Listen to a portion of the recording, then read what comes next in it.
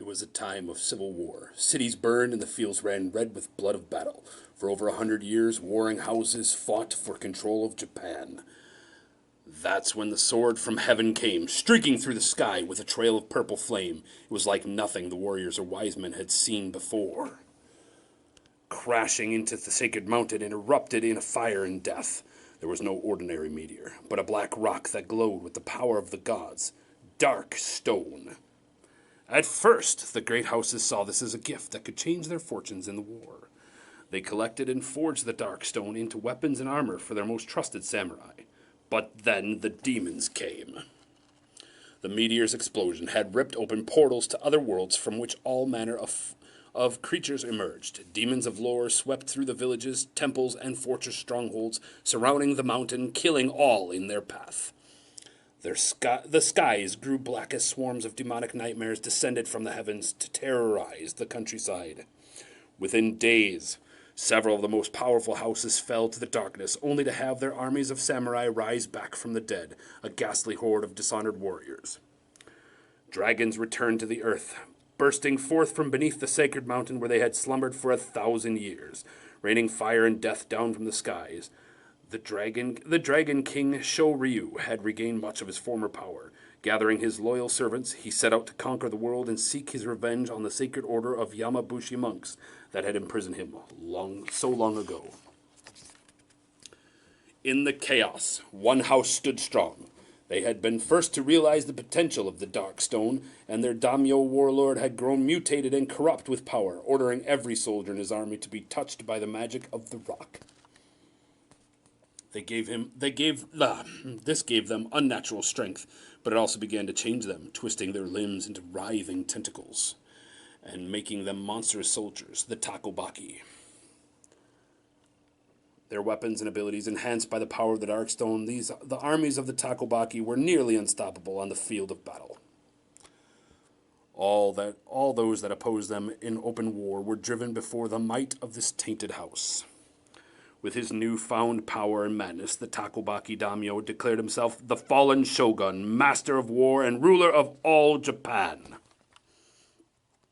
A dark shadow had fallen across the land, but there are still brave warriors ready to stand against the darkness, to challenge the dragons and the armies of the fallen shogun, and to enter the gates of the Forbidden Fortress. We have a samurai, a sorceress,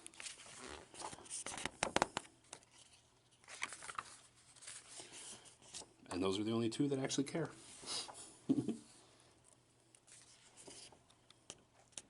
So here is just a look at everything that has been designed for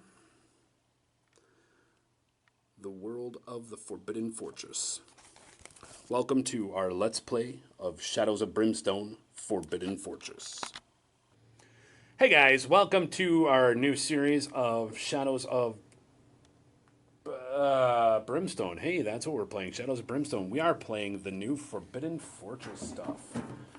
That one right there. Forbidden Fortress, Shadows of Brimstone. I am joined by, once again, as always, Miss Melina. Yeah. So we are going to do this. You won't see it like this the whole time we're playing because this is just, a lot to hold on to. But we're going to go through and show you guys a little bit of who we're playing. So I have the camera, so I'll start first. I am playing the new sorceress. You can see some of her stats right there. And some of her abilities right there. Starts with 10 health, 5 defense, so it's going to get punched a lot. It's going to suck. Ranged and melee, not the greatest. I got suckered into being the lantern bearer, of course. I start with a letter from the Emperor. Gives me an additional max grit. And I can start ignoring some travel hazards. I'm going to start with a bandage in my side bag. She starts with the Roku Demon Bag, and this will be the first thing that you guys are going to see. I start with D6 Arcane Powder tokens in there, so I'm going to start with 5 of them. That's not bad. 1, 2, 3, 4, 5.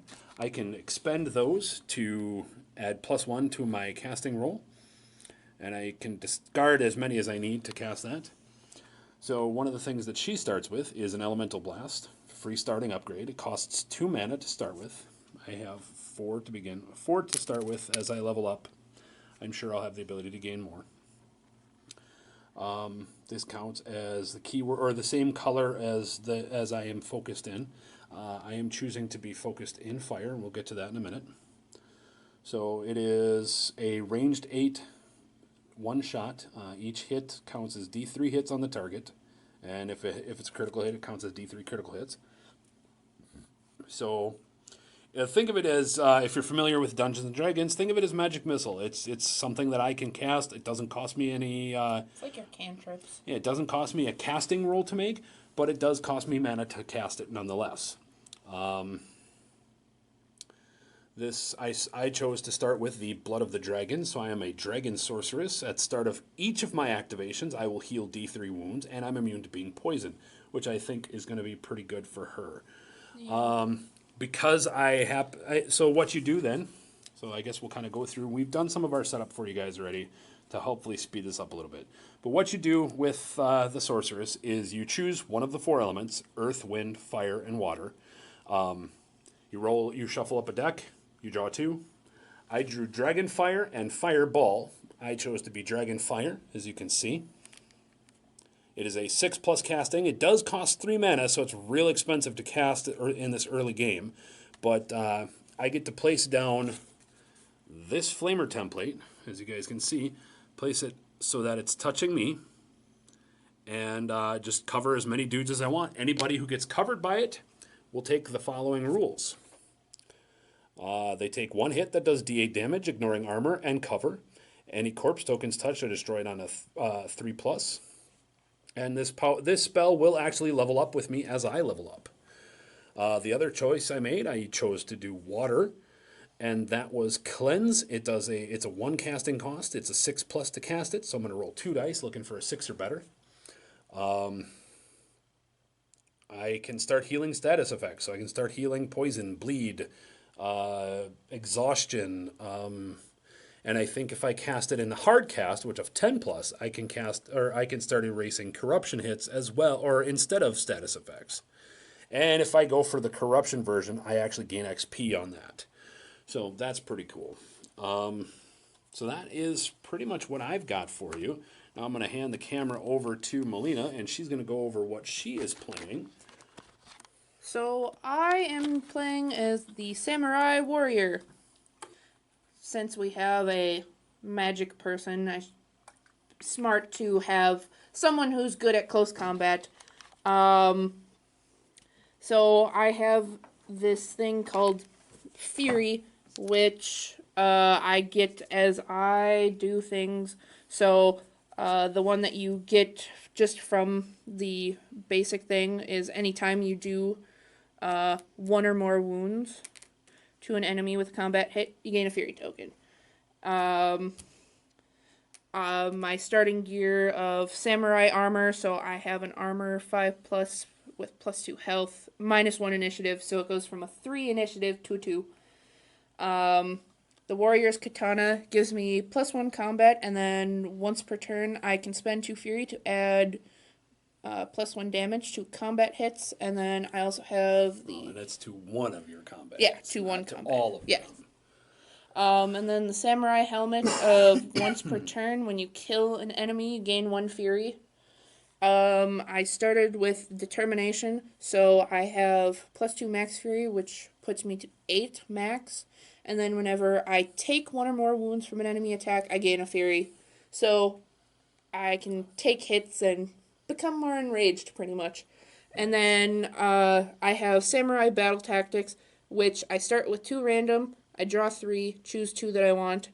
So I have Stand Your Ground. It's a healing one, cost 5 Fury, and then I can immediately heal 1 wound / sanity, any mix, for each enemy model currently adjacent to you, or 2 for each enemies that are large size or bigger, and then this one also levels up with me.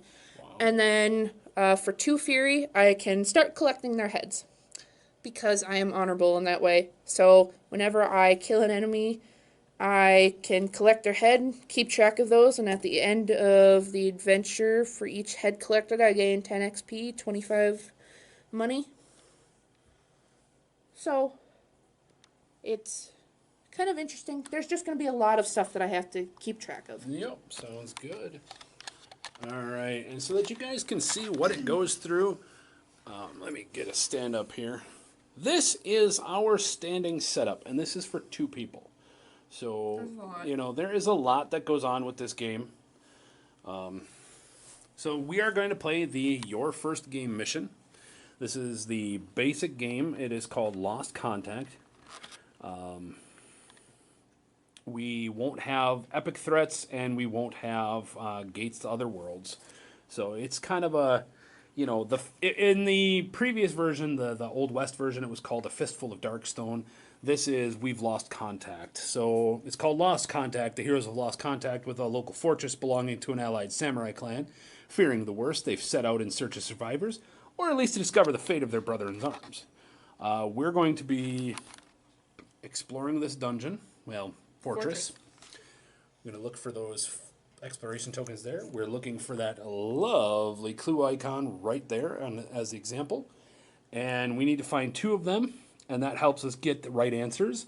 Once we find that, we will draw, holy shit, we're going to draw a red threat card.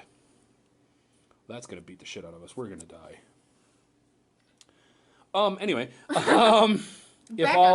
if all enemies in the final room are defeated, the heroes have completed the mission. When rescuing any survivor still alive, we gain 25 XP and D3 Darkstone discovered or covered from the fallen fortress. So I'm gonna pause this for a minute. We'll make sure we've got every rules that we want in place and get our camera set up for the regular viewing side, and we'll be right back. All right, there we go. We are all set up. We've got everything we need to know except for revive tokens. Because we do start with a revive token because we are such small groups. I like this. Revive token, there it is. Our special bonuses that allow heroes to overcome otherwise dire situations. Usually revives are held by an entire party as a whole rather than by an individual. Whenever a hero is KO'd, if the party has 1 or more revive tokens, 1 token is discarded. That hero is fully restored to health and full sanity, recovering 1 grit. They don't make rolls for injury or madness. Wonderful. And how often do we get this? I have no idea. Try not to die. How about that? Sounds good. That's a step in the right direction. Yep. So, I just need those cards yet. So, we are looking for 2 clue tokens. Okay. This game plays pretty much like the other game, so if you guys are familiar with Shadows of Brimstone, the Old West variant, we'll call it that for now. I mean, this is still the same game. It is still Shadows of Brimstone. So, Shadows of Brimstone. Why don't you make sure you can see my hands. Jazz hands. So it's still Shadows of Brimstone, so it still plays very much the exact same way. One thing I noticed going through the rulebook is a lot of the verbiage has been cleaned up. So if you look at the original City of the Ancients as well as Swamps of Death, the two other base games, the rulebooks, because they were the very first version, they are a little bit more confusing to look through and try and find rules, especially if you're trying to film for YouTube and you're trying to do shit in a timely manner. So the first thing that we do, so in case you guys are unfamiliar with it, is we try to hold back the darkness. I am the loving lantern bearer, so I get to hold back the darkness. We are currently looking at, so that you can see, and I'm going to bring you guys over here for real quick. So this is the depth track. The more rooms we open, the higher this goes. The more times we fail at holding back the darkness, the lower this goes. If this ever gets to the exit, it leaves the fortress and attacks the local populace. It causes issues for us. It causes issues for them. It just sucks overall. We failed the mission. We shouldn't let the Japanese ghosts leave their lair, as it were. So luckily, I did roll a 9. Yeah, kill the yokai before they leave. Right. We are yokai ghost hunters. You know, this could actually be called Shadows of Brimstone Ghostbusters Edition. Sounds good. But that's copyrighted. It is. So, Yokai hunters. I did roll a 9. Oops, helps you if you can see with the dice. 9. So I did hold back the darkness. I need a 7+ right now. We're good. So now, in initiative order, I have a 3. You're penalized. You're penalized to a 2. It starts with me. So the first thing we do, we roll a d6. That determines our speed. Hey, I get a speed of 1. That does get me a grit, which can be spent immediately to gain more movement. You know what? I'm not going to. I'm just going to move. Grit's good. I'm just going to move slow and casually, and poof. That is as far as my big butt is going to move. And actually, I'm going to open this so you guys can get a little more light in here. Not a whole lot, but a little bit more. Didn't help much. Nope. Lighting and where I'm sitting in my room right now just isn't the greatest. We'll probably fix that in the next couple of days that we film, not episodes. So that is me. That is all I get to do. I suppose I could scavenge the room. Let's see what we find outside. With our 1 scavenge? Yep. I did not scavenge, so you're still allowed. So the next that comes to you, roll a d6. 2. A 2. Well, you're in big, fat, heavy samurai armor, so it makes sense why you're slow. And then I'm going to scavenge. You do scavenge. You do not scavenge. I got a total of... I got a 6 on two dice. So that's the end of the round. Total. This real exciting first round, as you can tell. And I'm sitting pretty close to the camera, so I'm going to be messing with it for a little while until I get the shots the way I want them to be. I want to make sure you guys can see enough stuff, but, you know, things like that. So then we start at the top of the round again. We hold back the darkness. So at the end of the round, the things we would do is if we were in an unexplored room, we would explore the new room, or we would reveal the exploration token and find out what's in there to eat us. But we don't have any of that. You also can't scavenge that. True. Until after. We got an 11 on the dice, so we're good there. I would like that 6 again. Or a 2. I guess we're just slow and cautious. Dude, we lost contact with this fortress. I mean... Nope. Nope, no scavenging for me either. We did lose contact with this fortress. It's... I'm guessing we were told that there was bad stuff in here. Well, I'm going with we lost contact with this fortress. And even back in feudal era Japan, holy crap, a speed of 6. Are you going to crack the door, or are you going to wait one step and let me crack it? I'm going to wait. Good idea.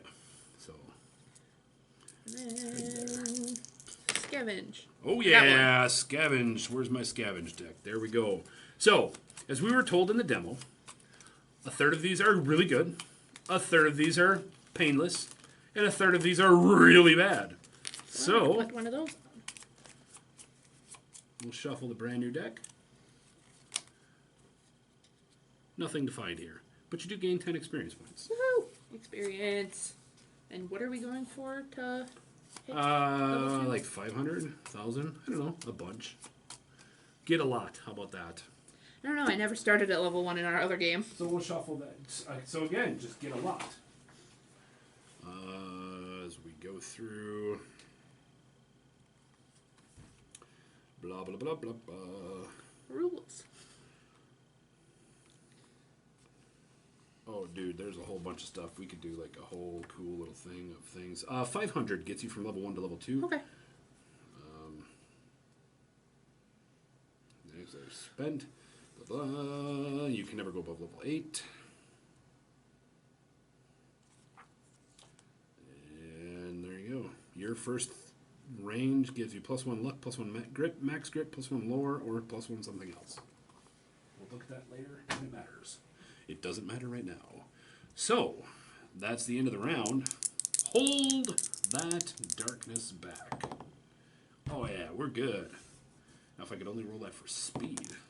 See, I cannot. I roll a 2 again. But 1, 2. That is enough for us to crack a door. So, we have the courtyard stairs. So we're going to pause. We're going to find the advanced Shadows in the Sky ability. And we're going to find the courtyard stairs. We'll be right back. All right, we do have the courtyard stairs. So this one, again, as you guys are being hopefully reintroduced to this, the numbers here determine when we pick our exploration token. If there are more than, or if there's less than 2 doors on that exploration token, that chooses which direction that door actually is available. Let me bring you over and zoom you in a little bit so you guys can see. All of this is bordered wall, which means we actually have very finite space where we can walk through. And I think we noticed a lot from a lot of these tiles from the demo and just looking through this, that's going to be a lot of this. Is we're going to be... Well, it makes sense. We're in a building. Right. We're in very structured areas, so... We don't have the assassin with us who can jump over everything. So we will be getting the Shadows in the Dark, or Shadows in the Sky event if it happens. We believe we know what that is because we think this is what attacked us at our demo when we played this. So go ahead and draw one of those tokens and place it in there. Put it there. I cannot explore that token, and I cannot explore that room because of the exploration token. So I am done for my turn. In fact, I'm done, period, because I kicked open the door.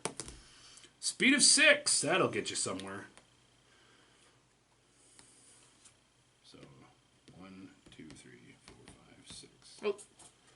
But you could. 1, 2, 3, 4, 5, 6. You can get there. It's just more of how you got there. I counted wrong. Okay, guys. So, here's a new phase for us. At the end of the round, we get to flip over this exploration token and find out what it is. So we'll find out together. So this is just a straight up attack. And normally it has a portal, but because we're playing the basic first level game, it only has a regular door. So why don't you go ahead, Melina, and roll me a die. A 4, 5, 6, which means the door available is coming that way.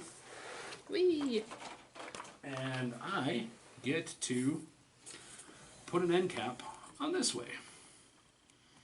It's like I really like the end caps on this one. They all come with pots. Unfortunately, we're just getting an attack. Ha! You were worried about them coming to get us? Well, don't worry, they're here anyway. So we're going to get D3 plus 1 Tengu Warriors. 2. We're going to get 2 Tengu Warriors. Oh, that's not bad. Where are my monster cards? Find the Tengu Warrior for us. Let me back this up. There we go. Tengu Warriors look something like that. They're not super bad. They're horrible. Let's be honest, they're horrible. As you can see, we got Tengu Warriors here. And they start...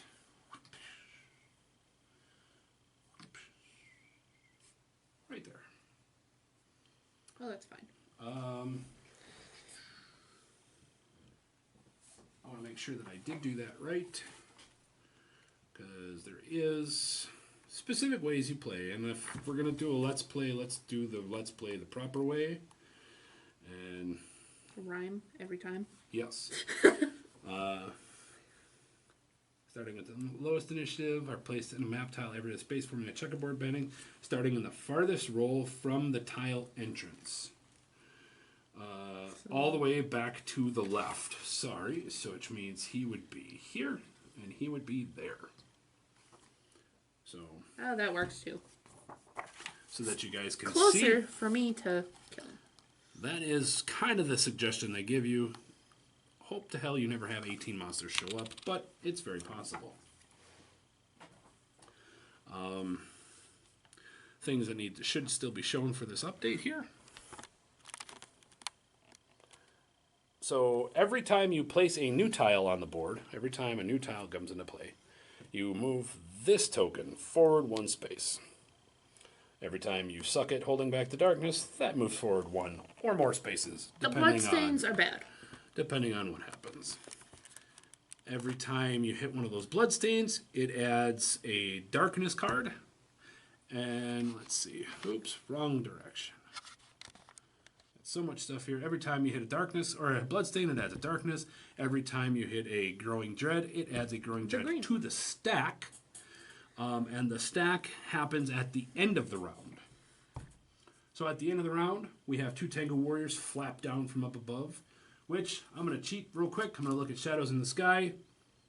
And look at that. If you look right down there at the bottom, had we failed our skill check, we would have gotten attacked by Tango Warriors. P3 Tango Warriors.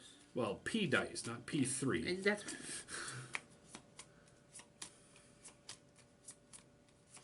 So that is that. That brings us to the end of the round. And this is actually where we're going to end today's episode. I would like to thank you guys all for coming and checking out the new episode of Forbidden Fortress playthrough. We're going to play this a little bit slower. We're going to try and make it a little bit more of a teaching and a let's play. I hope you guys are enjoying it so far, and I hope everything is being covered. If you guys have any questions, any comments, anything you want to see, anything that's not being explained properly, please throw it in the comment section down below, and we will do our best to respond to it as fast as we can. If you guys aren't already, please subscribe. We put up videos almost daily, and we will be, featuring this as a week, at least a once a week episode, if not a twice a week episode. We're still trying to figure out our plans for that. As always, give us if you like what you see, please give me a thumbs up. It does help us out a lot. It helps us work towards becoming full-time YouTubers and getting paid to do what we're doing. Even if it's only a couple of bucks a year, it's a couple of bucks a year, and it kind of just puts an answer or a realistic to this. And it's not just we're filming for the sake of filming. We actually realize we're making a little bit of money. And hell, if we can get a little bit of money, maybe we can make better content and have more product and more games out there for you guys. With that, thanks for coming and checking this out, and we'll see you on the next video. Hey guys, welcome back to today's episode of Jafo Plays. We are still working on our Let's Play of Forbidden Fortress. Previously, we began kicking open our door, exploring this fortress that we've lost contact to. As we explored into this first room, we were assaulted by Tengu warriors. Horrible winged monstrosities, as you can see here. They are winged, like ninja assault warrior kind of thing. It's not good. One of the things I did forget, it is actually now in the rules, not in the FAQ, is I was the one that kicked open the door. So you get 5 XP? I get 5 XP. A rule I did miss, and I think I've always missed it, and nobody has actually caught me on any of my videos that I've shown of Shadows of Brimstone. You can actually stand on this piece and not open that door. Really? Excuse me, guys. Yes, because apparently you need to take a search action, and a search action is one of two. Look through the door, or scavenge the room. So you could be standing on there. More importantly, when we go back to playing our other game, when Azzy goes running for the door, she can go stand on the entrance and not have to worry about kicking the door open automatically. But that is neither here nor there. So we start at the start of the round, and we start in initiative order. Unfortunately, that means monsters are going first. So... Oh, right. They go fast. They even go faster than the assassin. Yep, they have initiative 7. So, fights. So, turns, hero attacks. Where's the monster? Enemy movements. Choose their model. Choose their target to move one at a time. Starting with the enemy that is closest to the heroes, more than one. You choose the order in which they are moved. The first enemy model that targets are random within their move. That enemy is said to be targeting. Select and is moved as far as it can to get to adjacent. This will usually have the enemy move as far as hero getting behind it, making the way for other enemies. Then the next closest enemy model will target a different random hero, with at least a number of enemies of that type targeting it. So yeah, we don't have to worry because we only have 2. So I guess we'll take our 2 tokens. So we have our randomizers here, tokens with our faces on it, and reach in and draw a token. First token. Me. So the first guy, and it's going to be closest to you. He's going to go 1, 2, 3 back to you, And these guys, holy crap, they are super fast. They have movement of 10, so 1, 2, 3, 4, 5, 6. Well, actually, I mean, they're going to get to me, but it's 1, 2, 3, 4, 5, 6, 7, 8 to get all the bloody way there. Okay, so that's that. Now they're going to beat the crap out of us. So let's take a look at their card real quick. We got right here. It is the dice, or what they need to hit us with on d6s. So they're going to look for a 3, 4, 5, or 6 to hit us. They're going to be rolling 3 dice each, and every one of those hits that we don't save does 2 damage. So we'll take into account there. Unfortunately, we do have to worry about this. Swordmaster, Tengu to hit rolls of 6+ do double damage. So we got to worry about that. Oh, and the first thing we did make a mistake on already. It's new round, hold back the darkness. I got a 9, we're good. That's same 6-3. Yep. So we did things out of order, and that's okay for this one. We'll make sure we do it in order normally.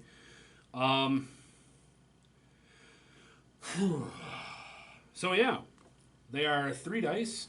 So I will roll against Melina. We'll roll 3 dice, need 3 pluses to hit her. Okay, so 3, 4, and a 6. This one needs to be rolled separately for help for saving, because this one's going to do 4 damage. So low defense of 3. So she got a 5+ on her die roll. So that one's saved, no problem. Now these two can be saved together, and again, it's 2 more hits. Looking for those 3 pluses again. Not a problem for you, double 5s. So go ahead and roll 3 dice against me as this guy comes and stabs me in the back. I like yours. You only rolled a 3 and a 5, so we're good there. The last one was a 1, but 3 and a 5 is what mattered. Unfortunately, I have a 5+ defense, which means I don't save as well. No, not when I roll. Not when that. You know, I've got grit, and this is 4 health of my 10, so I'm going to spend a grit to re-roll these dice. A 5 and a 4. Well, I only save the 1, so but I do take 2 damage. So this is what's called physical damage, also known as red. We refer to in a lot of our games as the red damage. So. And then we also have sanity damage, which is blue. And so it's blue damage. There is actually a 3rd damage type somewhere hiding in one of my bags. There it is. It is green damage. It is corruption. And that is the the enemy's influence of demonic energy and evilness and yuckiness and whatnot. So, remember, you can heal. Well, that's true. I have to do everything. So now it goes now in initiative order. So that was at initiative 7. Then we go to me at initiative 3. First things first, I roll for my speed. I get a 6. Of course, I finally get a 6 now that I'm adjacent to somebody. So here's the thing. Here's another thing to look at. If I want to get away, they have an escape roll. So anytime I'm adjacent to somebody, I make a 4+ die roll. If I succeed, I can move away. If not, I'm stuck where I am, and I have to deal with it. That's true. At the start of my ability, because I am a dragon sorceress, I get to heal D3 wounds, so I'm looking for that 6 again would be great. Well, the 4 is just as good. It heals those 2 blood wounds again. I'm more of trying to remember. So, because during our demo, I think I forgot, but I don't know if I actually took a lot of wounds, because we only played like 2 turns and we nuked the crap out of everything.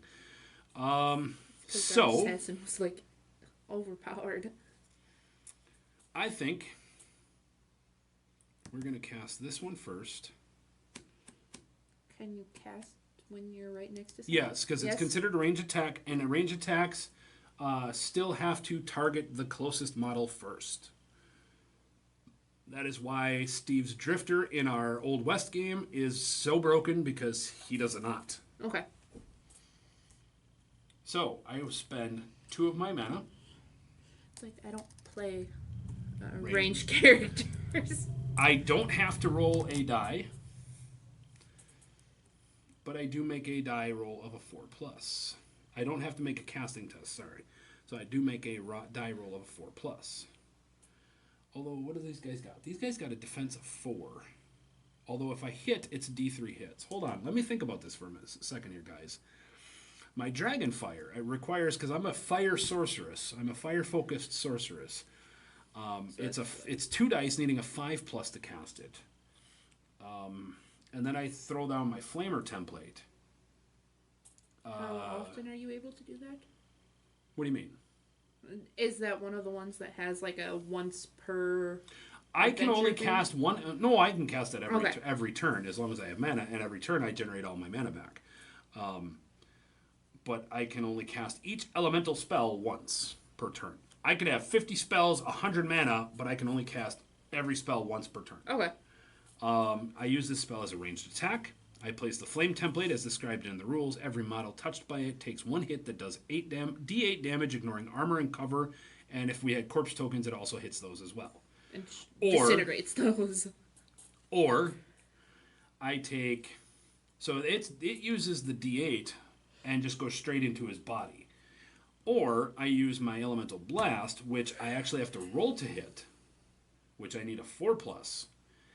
If I hit, it becomes D3 hits as magic missiles goes like 1 to 3 missiles come shooting out to hit him, and each one of those does D6 damage. However, if it's a critical, it does do D3 critical hits, so I'm at a loss. I'm thinking I say we because flip a I'm thinking, you know what? I'm thinking we're gonna spend 3 mana. We're gonna use our Dragon Fire, and we're even going to use a piece of arcane powder, which means I need a 4+ on my dice. On 2 dice, not a problem. I even got the 6 that I need to hit. So, and we're just gonna take this Flamer template. We're just going to nuke the crap out of this guy. I'm just going to... As you see a large gout of flame come out of my mouth. I'm Be totally... either normal color or green. Yep. So we're So it's a going cool to double-sided roll for damage. Of course, I only need 2. Please put 2 health markers there. These guys are small monsters, so they're a one and done kind of a guy. They Yep. don't get to... you don't get to stack your damage. That is pretty much everything that I think I can do this turn. I could cast... Pull out some of those. I could cast Cleanse, which I can heal status effects, but I don't think anybody's got any status effects Nope. on them. Not at the moment. So I think I'm good. Then it passes to you as you're the final remain. Whee. Just gonna pull out some of those. Alright, getting some of these tokens out here. Ooh, 2. Throwing it across the board, we've got a 2. Wasn't the one for the grape. Oops, let me zoom in a little bit so you guys can see the epic battle of gray plastic. So turn around. And I am going to drink my fire sake. So Fire Sake does D3 Fury is regenerated. 1. He gets 1 Fury just to start with. I don't know if that's enough to do much. I don't think so. It looks like you need 2 to use pretty much all of your abilities. Yeah. So I have 3 combat. And I'm Sounds good. 3 combat. Now remember, they have an ability called Parry. For each to hit roll of 1 that an adjacent hero rolls, you cancel one of your highest rolls. One of your highest successful hits. So that 1 blocks that 6.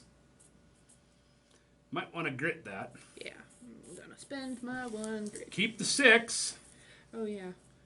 You don't have to reroll all your dice. You reroll as much as you want. Oh, That is works. so much better.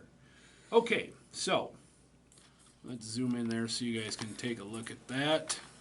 So there's her die roll, 665. Now, the way this works, if you are new to the Shadow systems,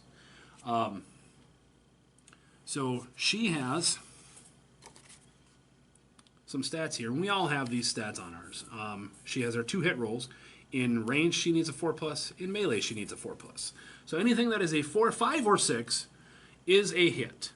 However, in this system, anything that is a 6 is what's called a critical hit. A critical hit does a little bit different. So the way hits and damages and everything works. So let's start with the 5 because it's just the easiest one. So the 5 does not ignore armor. So she's going to lose 3 from whatever she rolls for damage. So she's going to roll that die. I have 2. 2, and we subtract 3 for their defense, so the Tengu takes nothing. With critical hits, unless stated on their card, which it does not state here, critical hits ignore defense, which means it goes right through their defense and straight into their body for damage. So this rolls straight for health. 2. It takes 2 damage. And then this second 6... Do I gain all of my bonuses each time I hit it? For what?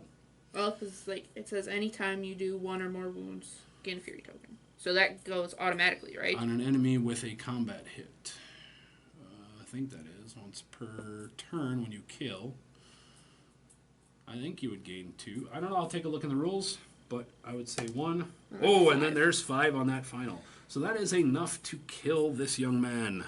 And I'm going to spend 2 of those to collect its head. Okay, what does that do for you? When you kill an enemy to collect their...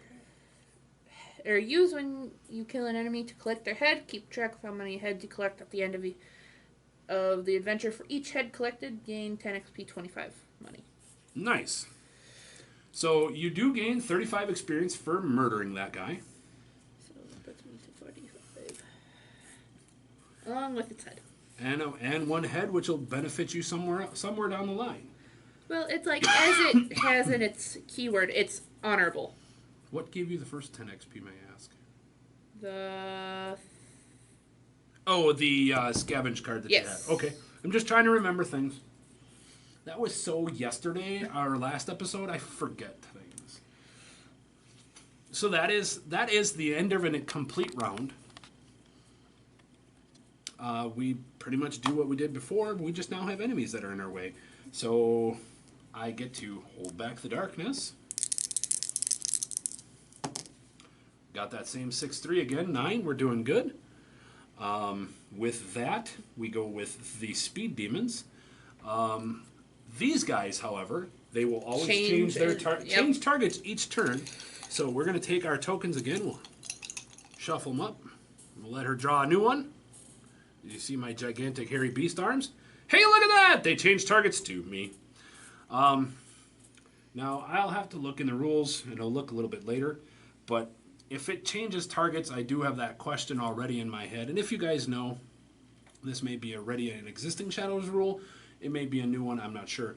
We'll have to look and see. If it says changes target, does that mean that it automatically leaves me? For this, we'll play that it stays. You know what? I think that's an important question, and I'm going to look, so I'll be right back, and I'll let you know in a minute.